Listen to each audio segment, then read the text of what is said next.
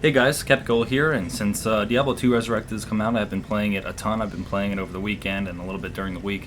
And while I've been playing, I've been reminded by all the monsters and the noises in the game that make it so nostalgic for me, like the Fallen and the sound of when runes drop or when gems drop or amulets or rings. And what I think would be interesting if we took some of the monsters from Diablo 2 and we integrated them into D&D 5th Edition. So let's get started.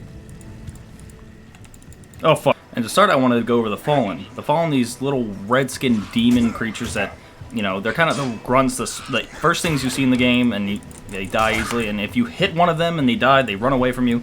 And they really remind me of another kind of monster that's already in D&D, so let's go ahead and try and do that. So this is what I use every time I want to make a custom or homebrewed monster. It's on Tetra-Cube.com, and it's a D&D Statblock generator. I'll leave a link to it down in the description, but this is what I use every time I want to make something like that. So I'm just going to go ahead and make the Fallen. The Fallen is really similar to another D&D monster, so I'm going to go ahead and just...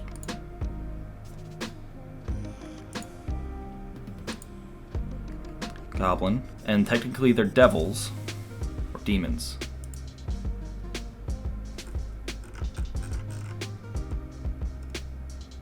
Demons. So I would just take the name, call them the Fallen, make them fiends, and their tag would be demon. Probably chaotic evil. And this is great because it has literally everything that you see on the stat block, and you can customize it. So we can say that they wouldn't speak common or goblin, they would speak abyssal. And whenever a change is made, you come back up the top and hit update stat block, and it will change everything on the stat block. And then you can save this or load it or print it, whatever you need to do with it. Low challenge rating. I think everything else is fine, their stats and all. I think they have Nimble Escape because a lot of the time when you try and hit them and you're a melee character, they just run away from you. They don't have a short bow, so I'd probably take that away.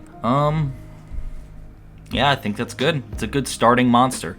The thought with this video is that we're going to have the grunts, the lieutenants, the chieftains, and then kind of like the big bad at the end that maybe will span a campaign of maybe 1st to 5th level or something along those lines. Kind of like Diablo, where the Act 1 is the easiest, Act 2 is harder, etc., etc. They all have their own grunts and their own bosses that you have to deal with. Following that, we have the Fallen Shaman, which is really kind of the leader of Fallen. And their main trait is shooting fireballs and being able to resurrect their fallen kind of lessers. Just being able to pick them back up and get them back into the fight. And I thought that was an interesting thing that I really want to see incorporated into... I thought that was really interesting. I would want to see it incorporated. Ooh, interesting and unique ability that I really wanted to integrate. Because there's healing in D&D, but there's not really bringing something back to life outside of a Revivify. So let's see if we can tackle that. So for the Fallen Shaman, let's just use this Fallen stat block. Let's say Shaman, Fiend Demon. They do not have a scimitar, they have a staff, which they attack with their strength, which is not great. -1, so 1d6 -1. I think Charisma would be their spellcasting modifier for that firebolt that they do, so I'm going to increase their Charisma to 12.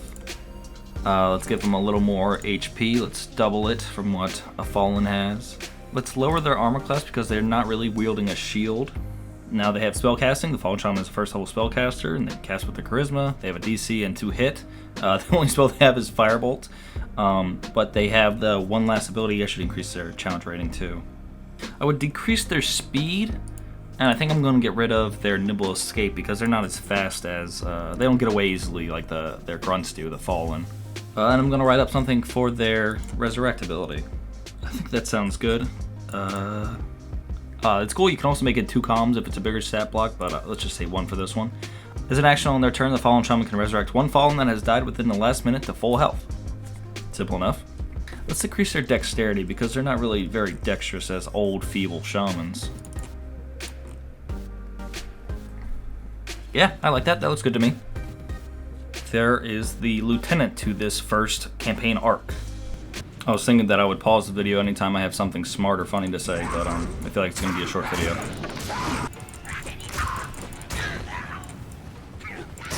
Okay, that's 1. If you heard that, the shaman shouted out Kalenzo, which is one of the 3 I like to think of chieftains of the Fallen. And those are the 3 names that they frequently say. That would be Rakanishu, Kalenzo, and Bishibosh. Alright, there he is.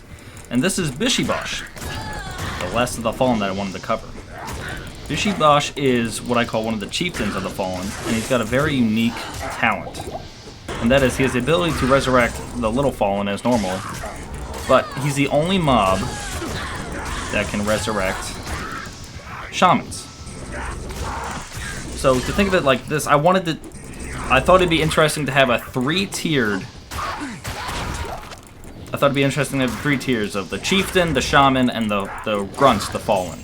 Let's go ahead and cover Bishibosh then. Bishibosh is something called a super unique, which means there's only one in the entire game. He's always in the cold plains, he's always surrounded by his boys. But he's the only one who has the ability to resurrect Fallen and Fallen Shaman, so I want to give them that distinction. So what I'm picturing is the party is fighting a group full of Shaman and Fallen, and Bishibosh makes a brief appearance, comes in, sees that some of the Shaman have fallen, picks them up, and then is able to retreat. So we're going to increase his charisma to 14.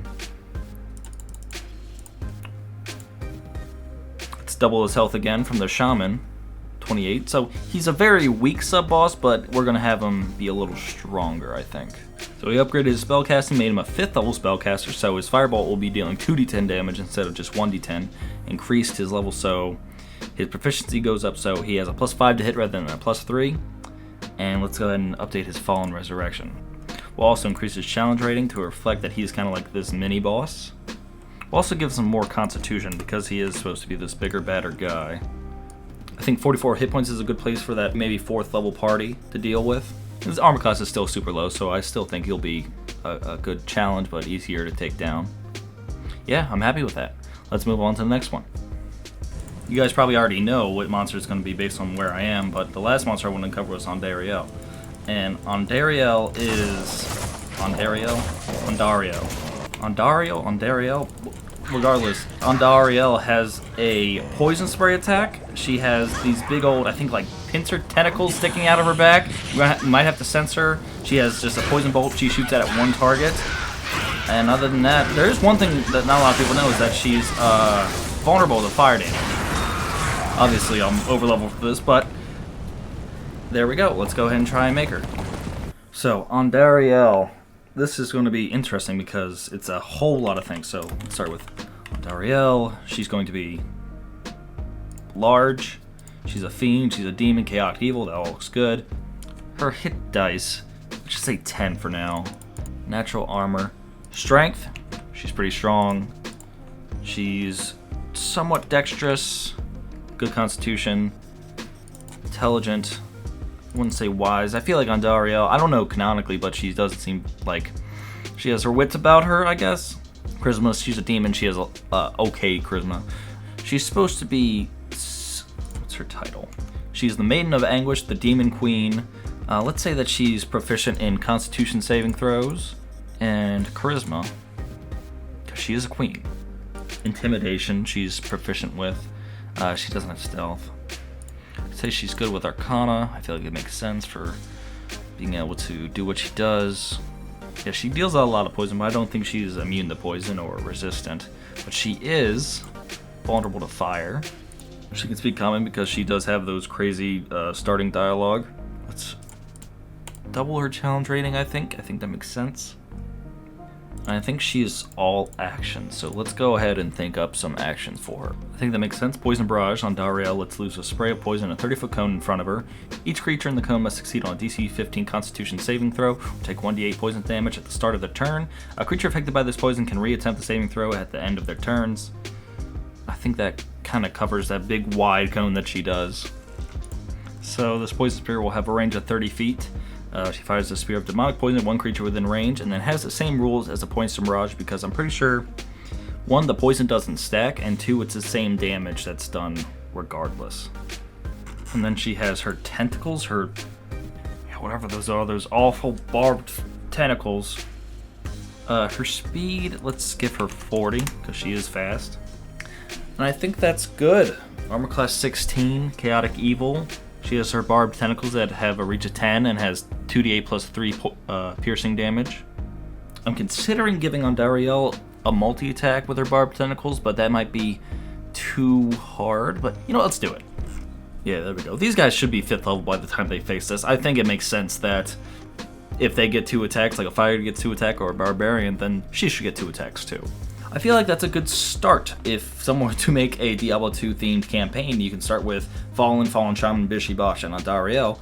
There's also zombies and skeletons that are in the game, but you can just throw them in. I think this is a good start.